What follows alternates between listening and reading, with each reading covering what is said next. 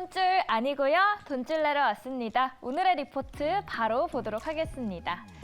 먼저 첫 번째 기업부터 함께하겠습니다. 하나금융투자에서는 면세점 사업에 대해서 이야기하고 있고요. 두 번째로 유한타증권에서는 한배러 고성장 지속된다라는 제목입니다. 마지막으로는 볼유머의 기기까지 함께 만나보겠습니다. 먼저 첫 번째 기업부터 함께 만나보시죠. 현대백화점이고요. 1%대 상승하면서 58,400원에 거래 중입니다. 여의도 더현대 처음 생길 때 줄이 너무 길어서 들어가지 못했던 기억이 나는데요. 잠시 그동안 주춤했던 수요가 다시 돌아왔습니다. 이번에 더현대의 매출은 흑자 전환이 예상되고요. 백화점 두 달을 면세점 회복이 상쇄하면서 주가 모멘텀이 형성될 걸로 보입니다. 3분기 면세점 사업 거래액은 2분기 대비 10% 정도 높은 수치를 기록하고 영업 손실 규모는 100억 원 규모로 줄어든다는 전망이 나오는데요. 거래액은 증가하고 또 손실은 줄어들면서 이익은 더 커지겠죠. 여기에 마진이 높은 패션과 잡화 카테고리 비중이 올라가면서 영업이익을 뒷받침해줄 예정이라고 합니다. 목표 주가 함께 보겠습니다. 98,000원 제시합니다. 두 번째 회사는 오리온입니다. 1%대 상승하면서 105,000원에 거래 중입니다. 달달한 초코파이 하면 생각나는 기업이죠. 8월 국가별 매출의 증가율은 전반적으로 골고루 증가했는데요. 한국은 23%, 베트남은 56%, 러시아는 96%로 전반적으로 전 지역에서 매출이 증가했습니다. 다만 부진했던 지역이 한 자릿수를 기록한 중국입니다. 중국 내수 소비 부진으로 인해서 영업이익은 2달 연속 감소한 점은 아쉽다는 게 마음에 걸렸습니다. 그래도 다행인 거는 현재의 소비 부진은 제로 코로나 정책 때문에 나온 단기적인 요인이라서 앞으로 회복의 시그널이 보이는데요. 최근에 중국이 봉쇄도 완화가 되고 제로 코로나가 조금씩 풀리면서 하반기부터는 점진적으로 회복세가 더 보일 것으로 나타나고 있습니다. 여기에다가 9년 만에 국내 제품 가격을 인상했는데요. 원부자재 비용 부담이 심한 상황 속에서 최소한의 적정 마진을 유지하며 점유율 확대를 이뤄낸 상황이 또 인상을 한 거라서 가격 인상으로 인한 레버리지 효과가 클 것으로 보이고 있습니다. 투자 의견은 매수 제시하고요. 목표 주가는 15만 원입니다. 마지막 기업 함께 보시죠. 클래시스입니다. 1.6%대 상승하면서 15,550원에 거래 중입니다. 3분기에 양호한 실적이 기대된다면서 투자 의견을 기존 매수에서 강력 매수로 상향 조정했습니다. 미용 의료기기 중 최선호주로 클래시스를 제시하는데요. 본문으로 함께 들어가 볼까요? 먼저 국내 소모품 매출은 60억 원 수준으로 추정이 됩니다. 그 비법은 시술 시간은 감소시키고 환자당 시술 샷수는 늘리고 여기에다가 무료 쿠폰으로 유인하면서 고객이 많아졌습니다. 그리고 한 번 했는데 피부도 좋아지니 또 안 할 수 없겠죠. 유료 고객으로 이들이 전환을 했고요. 매출 확대의 주요한 원인이 됐습니다. 그리고 이제 블록버스터급의 볼유머가 4분기부터 등장합니다. 매출액이 올해보다 무려 33% 증가할 걸로 보이고요. 목표 주가 따라서 24,000원으로 보고 있습니다. 오늘도 3가지 돈줄 리포트 알아봤고요. 나머지 2개는 소장님께서 돈줄 내주세요. 네, 돈줄이 나게 될지 혼줄 나게 될지 우리의 믿음에 부응할지 실망하게 될지 또 리포트를 차근차근 파헤쳐 보겠습니다. YG경제연구소 차영수 수장 함께하겠습니다. 어서 오세요. 안녕하십니까? 네, 안녕하십니까. 또 이런 장이에요. 지금 저희가 리포트를 봐야 되는데 시장의 관심과 시선은 지수에 움직이고 있죠. 저희 시청자분들도요. 오늘 시장 도대체 왜 그래요? 라고 글을 올려주셨는데 정말 우리가 아는 그 FOMC 회의에 대한 걱정, 0.75%포인트 혹은 1%포인트에 대한 걱정, 그게 답니까? 일단 보면 네. 여러분들이 포커스를 잘못 맞추시고 있어요. 75bp냐 100bp냐는 문제가 아닙니다. 더 이상 중요하지 않습니까? 중요하지가 않죠. 왜냐하면 75bp 한다고 해서 시장의 안정을 찾고 100bp 한다고 해서 시장이 흔들릴까요? 저는 그렇게 보지 않습니다. 이미 이것은 시장에 있어서 다 알려진 사실이에요. 그렇기 때문에 75bp를 하던 100bp를 하던 그 이유만으로 시장이 움직이지는 않는다라고 저는 생각을 합니다. 그럼 우리가 어디에 목표치를 줘야 되느냐? 지금 연준이 100bp를 하게 된다라면 미국의 기준금리가 어떻게 되죠? 상단이 3.5가 됩니다. 지금 2.5니까 2.25에서 2.5니까 여러분들이 잘 아셔야 되는 게 미국은 우리와 다르게 시중금리를 하는 게 아니에요. 은행 간의 금리를 발표하는 거기 때문에 밴드 내 이제 금리를 얘기하는 거예요. 자, 3.5가 되면 그 다음에 연준이 할 수 있는 행동은 뭐죠? 여기에 포커스를 맞추셔야 돼요. 지금까지 연준은 내년 상반기까지 금리 목표를 3.5로 제시를 했어요. 그런 상태에서 지금 100bp를 하게 되면 더 이상 룸이 없죠. 우리가 6월 달에 레리 서머스라든지 몇몇 사람들이 4%까지 금리를 올려야 된다라고 했을 때 시장이 한번 깜짝 놀랐는데 연준은 꿋꿋이 3.5라는 숫자에 대한 변동이 없었어요. 그러면 이번에 4까지 룸을 열어놓을 것인지 아니면 혹자들이 얘기하는 4.5까지 룸을 열어놓을 것인지 저는 여기에 포커스를 보셔야 된다고 봐요. 내일 아침에 여러분들이 보셨을 때 몇 bp 올렸느냐? 이것도 물론 중요하죠. 하지만 그 이후에 기자회견을 통해서 룸을 어디까지 이번에 확장을 시켜야 됩니다. 지난번까지는 룸에 여유가 있었기 때문에 확장을 안 시켰습니다만 여기에 포커스를 맞추셔야 되고 여기서 만약에 급격하게 룸을 넓혀버리면 금리를 더 올릴 수가 있죠. 그럼 시장 긴장하고요. 하지만 뭐 이 정도 선에서 조금 우리가 룸을 좀 좁게 가져가겠다라고 하면 시장은 안정을 찾을 수가 있겠죠. 이러한 상황에서 어떠한 배팅을 할 수 있겠습니까? 솔직히 오늘은 매매하기 어려운 날이에요. 내일 어떤 결정이 나냐에 따라서 주식시장이 움직이는데 하락이 나타나면 어떡하죠? 그럴 경우에는 배팅 못하죠. 상승이 나타날 거라고 본다면 그야말로 로또식 배팅이죠. 이런 식이기 때문에 시장은 지금 어렵다. 더군다나 이번 주에 나타난 큰 특징이 있죠. 삼성전자가 제 역할을 못하고 있다. 삼성전자가 오르던 빠지던 시장은 다른 방향으로 가고 있다. 두 번째, 시장의 주도적인 역할을 했었던 그나마 우리가 이제 9월 달에 버텼던 태조 이방원이 꺾였다. 그런 상황에서 일단 주도주가 꺾인 상황에서 새로운 주도주를 찾아야 되는데 내일 일단은 큰 이벤트를 앞두고 새로운 주도주 찾기는 일단 다음으로 미뤄질 확률이 높다라고 본다라면 오늘 시장은 일단 흘러가는 시장 이렇게 좀 봐야 될 것 같습니다. 네, 김치버피님이 로또 한번 사볼까요?라고 하셨는데 그만큼 지금 시장이 이게 내가 분석을 통해서 베팅을 한다기보다는 운에 맡기면서 예측을 하면서 베팅을 할 수밖에 없는 시장이라 어려운 것 같습니다. 여러분 한번 잘 오늘 시장을 흘려보내시기 바라겠고요. 그 안에서 종목은 흘려보내면 안 되겠죠. 어떤 종목을 봐야 될지 삼성 SDS, 현대차증권의 레포트를 보도록 하겠습니다. 여기 내용 보면 3분기 실적에 대해서는 좋지 않을 것이다라고 명확하게 좀 이야기를 했더라고요. 예, 뭐 3분기 실적의 눈높이를 하향 조정해야 된다라고 이제 구체적으로 명시를 했죠. 일단은 영업이익이 좀 하회할 것이다, 9% 정도 하회할 것이다라고 보고 있는데 리포트의 전반적인 분위기는 내년까지는 특별히 뭔가 새로운 모멘텀을 찾기까지 숫자상으로 뭔가 좀 이렇게 좋은 숫자가 나오기는 현실적으로 어렵다라는 겁니다. 일단 3분기만 놓고 본다라면 각 사업부마다 조금 다 달라요.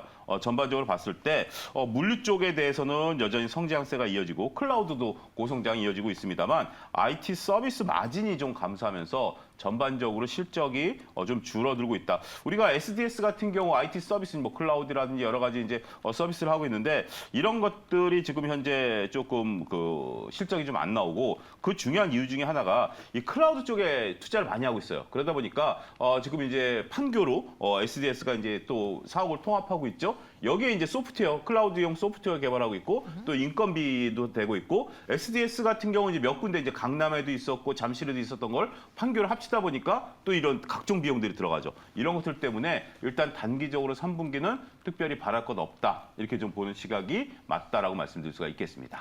네, 아니 여기 내용들을 보니까 전반적으로 운임비가 오르면서 매출은 늘었는데 사실 삼성 SDS가 물류 쪽도 있고 IT 쪽도 있고 되게 많잖아요. 그렇죠. 네, IT 서비스 산업 부분 쪽에서 실적이 안 나온 게 좀 아쉬웠습니다. 그럼 이 분위기를 반전시키기 위해서는 지금 삼성 SDS의 잘하는 부분이 더 늘어나길 바라야 돼요? 아니면 좀 아쉬운 부분이 턴어라운드 개선되길 바라봐야 돼요? 일단 둘 다입니다. 그래서 삼성 SDS 같은 경우도 난국을 헤쳐나가기 위해서 단기적인 어떤 시각보다는 중기적인 시각으로 역시 돈도 있고 또 규모도 있는 회사다 보니까 일단은 전사 인력의 35%에 달하는 5천 명에 대해서 교육 및 교육을 시키고 있어요. 그러니까 지금 이제 클라우드 서비스로 나가야 되고 여러 가지 해야 되니까 지금 이제 정말 전문 IT 인력들 아니겠습니까? 삼성그룹 내에 IT를 떠받치고 있는 건데 이쪽 직원들의 역량 강화를 위해서 지금 일단 실적 안 나오는 상태에서 교육을 시키고 있어요.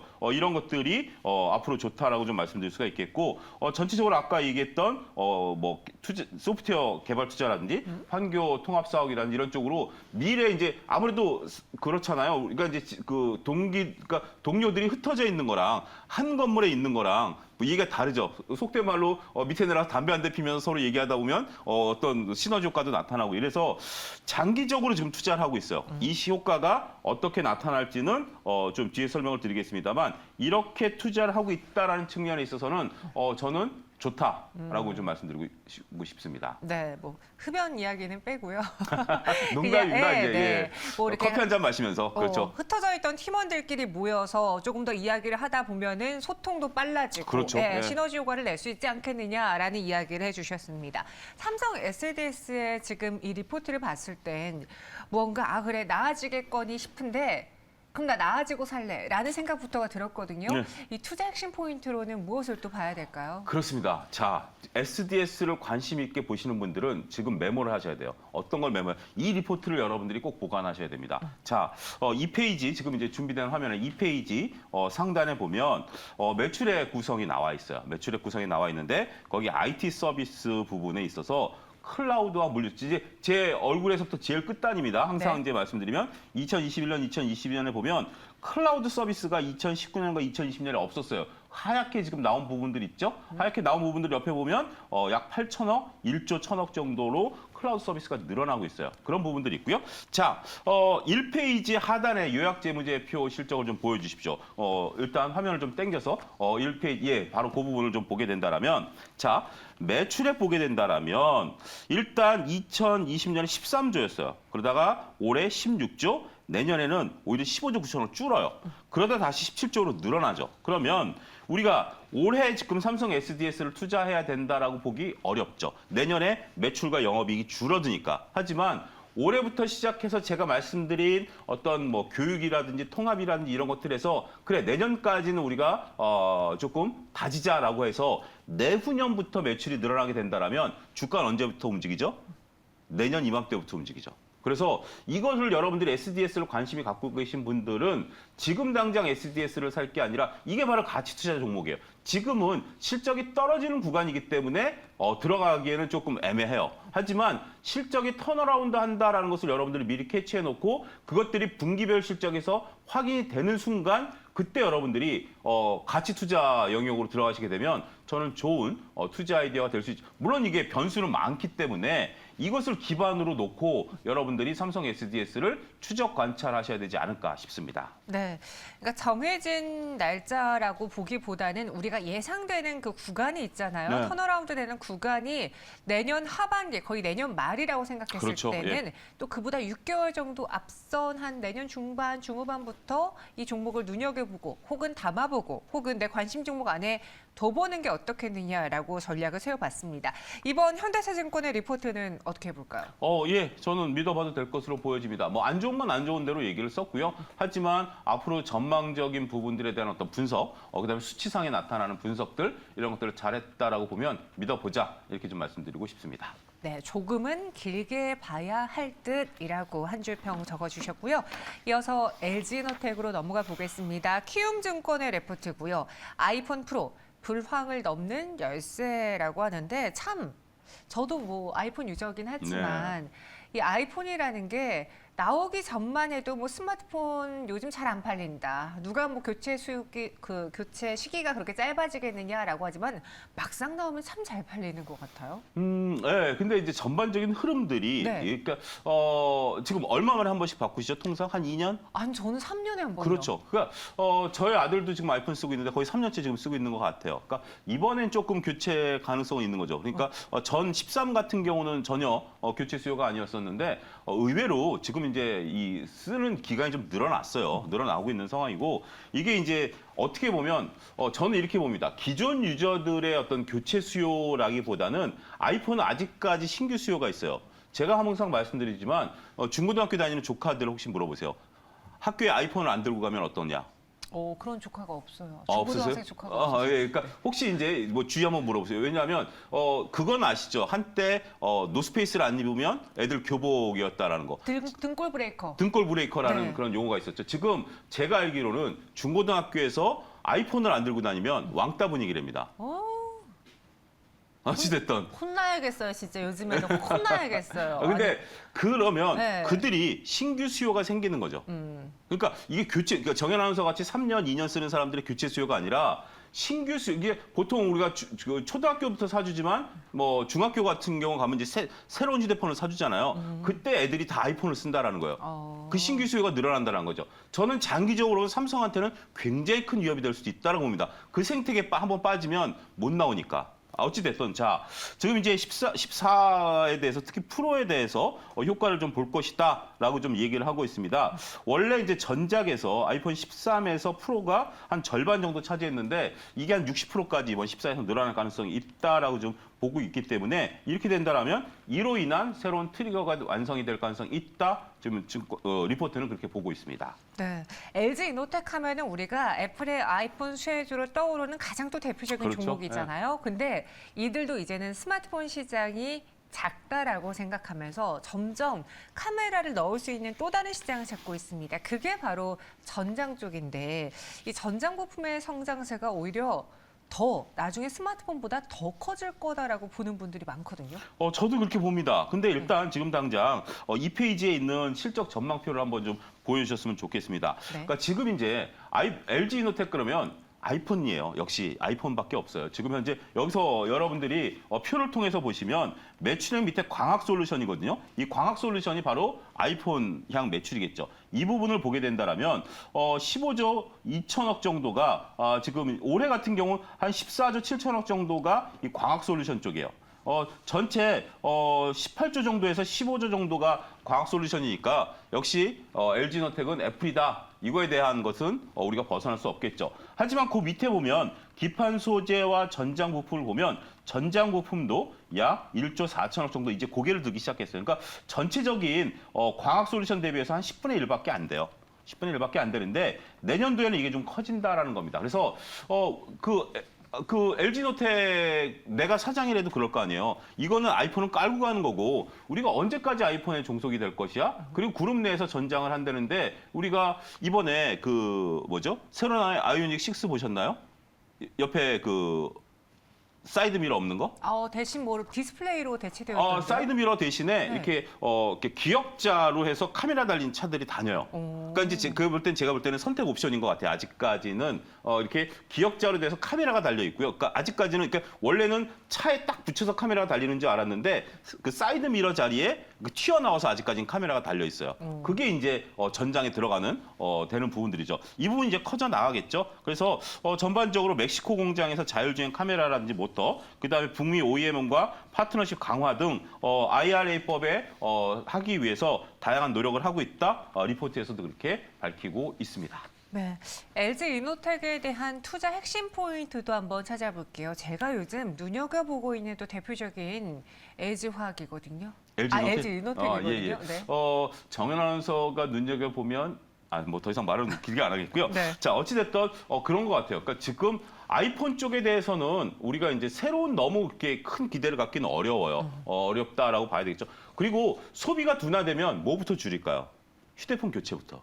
그렇죠. 정현 아나운서 같은 경우 이번에 바꾸려고 하는데 월급이 주는 건 아니지만 다들 어렵다 그러면 좀 더 써볼까? 이게 사람 심리잖아요. 그렇게 된다라면 한두 사람씩 그렇게 된다라면 전반적인 수요가 좀 줄어들겠죠. 그거 인정하자고요. 그러면 미래 먹거리가 없느냐? 있죠. 바로 전장이죠. 전장에 대한 미래 먹거리까지 마련해 놓고 있는 기업이기 때문에 저는 이제 시간 싸움이다라고 보여집니다. 아이폰은 깔고 가는 거고요. 여기서 과연 전장에 대한 것들, 자율주행에 대한 것들, LG그룹이 얼마만큼 잘 해내느냐에 따라서 LG이노텍의 성패가 달려있지 않을까 말씀드리고 싶습니다. 네, LG 이노텍 이 리포트는 믿어봐도 괜찮겠습니까? 키움증권에 대한 리포트 어떻게 보십니까? 예, 뭐 지금 상황을 잘 분석했다라고 보고요. 꼭 그러니까 애플 휴대폰이 잘 팔리면 LG 이노텍 주가가 움직이겠죠. 그렇지만 여러 가지 상황들을 다 같이 고려할 수 있는 투자 아이디어를 제공했다라는 면에 있어서는 믿어보자 이렇게 말씀드리고 싶습니다. 알겠습니다. 휴대폰을 넘어서 전장까지 가져간다면 LG 이노텍의 먹거리는 더욱더 커지겠죠. LG 이노텍 알아봤고요. 사인수장 여기서 인사드리겠습니다. 고맙습니다. 감사합니다.